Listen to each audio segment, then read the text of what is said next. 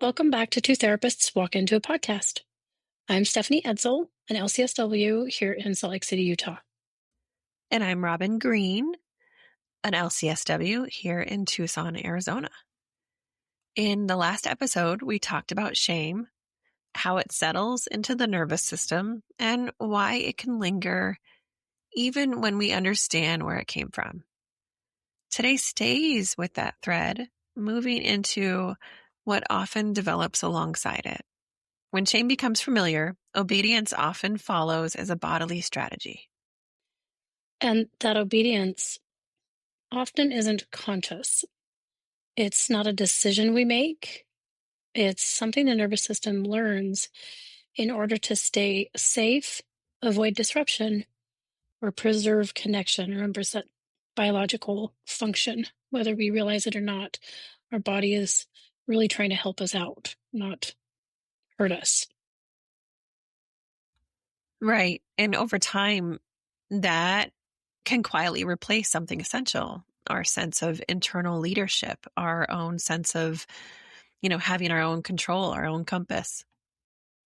Right, a sense of autonomy or agency. That's something I talk about a lot as far as, did you get a self? Did you get an opportunity to develop a self really outside of the collective or this system? So that's why we're exploring authority obedience and the loss of self as a nervous system pattern many people had to learn. You're not alone.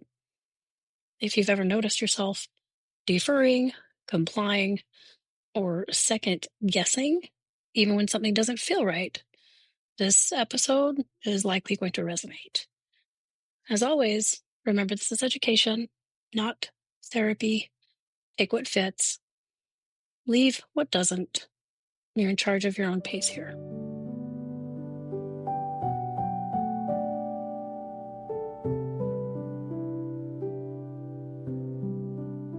Before we go further, let's pause together. See if you can orient toward choice as a way of arriving.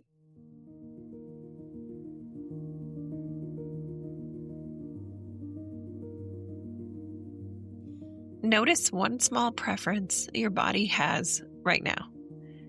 It might be subtle, how you're sitting, the pace of your breath, or whether there's an impulse to shift or stay still. You don't need to act on it. Just notice that preference exists. That noticing alone is a quiet form of internal authority.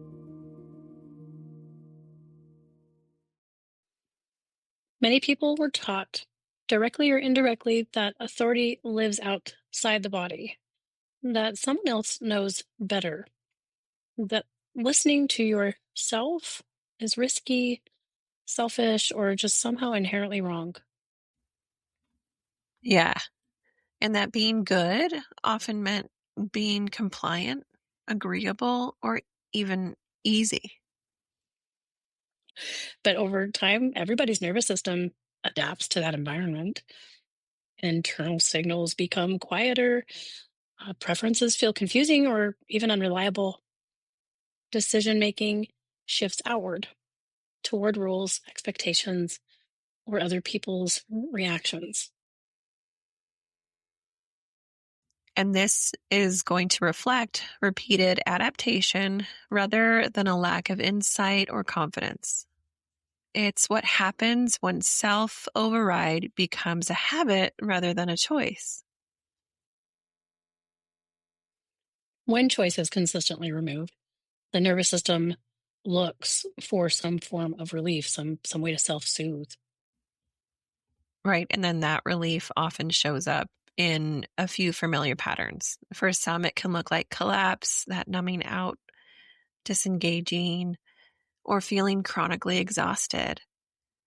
For others, it's resentment, doing what's expected while carrying quiet anger or depletion underneath.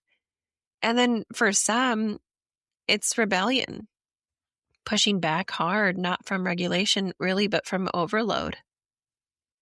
Yeah, pick me, pick me. That was me. I was that rebel, the black sheep. And now as I'm recording this podcast with you 30 some odd years later, I can reflect that none of um, these are not flaws for any of us. Right. They're really signs that agency has been missing for too long. Yeah, I like that.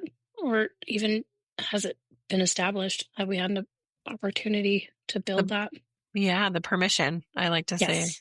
Have you given Yes. yourself permission to like be something else, be someone else? Give yourself that permission to allow yourself to make that choice. Develop. Yeah, that's pretty neat. Well, here's today's nervous system nugget. Obedient nervous systems collapse. Autonomous nervous systems regulate.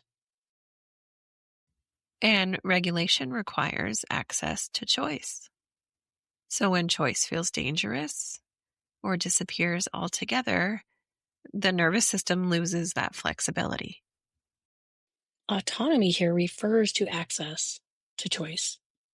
It means access to your own internal signals, those cues, your preferences, and limits. This is where people often worry they're becoming selfish or difficult. Right? And rebuilding internal authority is about restoring contact with yourself over time. So choice doesn't destabilize the nervous system altogether.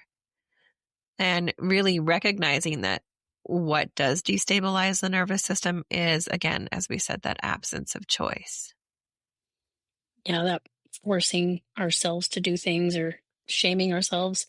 I often tell people, if it was going to work by now to be this hard on yourself, you probably wouldn't be here with me. Not pushing ourselves through this and racing the whole time and forcing, it's sending more signals that it's just not safe. One way to begin repairing this is through micro choices. Right? Not big decisions, not confrontations, some low stake moments where you ask what feels slightly more supportive right now.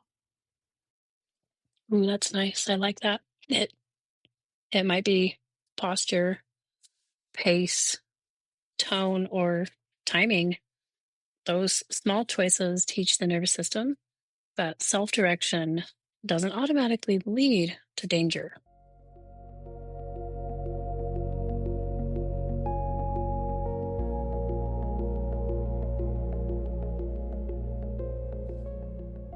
Here's a reflection you might sit with after listening today. Where in my life do I notice myself overriding small preferences? And what might it be like to let one of them matter? If trusting yourself feels unfamiliar, that unfamiliarity makes sense given how the nervous system learned to adapt over time. It learned to look elsewhere for safety, and it regulated sometimes within chaos. Yeah, exactly. I think that's something people don't really understand is like how that baseline was, that threshold was set was, wow, that is chaotic. And what peace feels like can be pretty unsettling. It can be pretty jarring, but reclaiming that trust through this process is not rebellion, it's repair. And we talk about that often. Repair is very important. And remember, healing isn't linear, and we're here for the ride.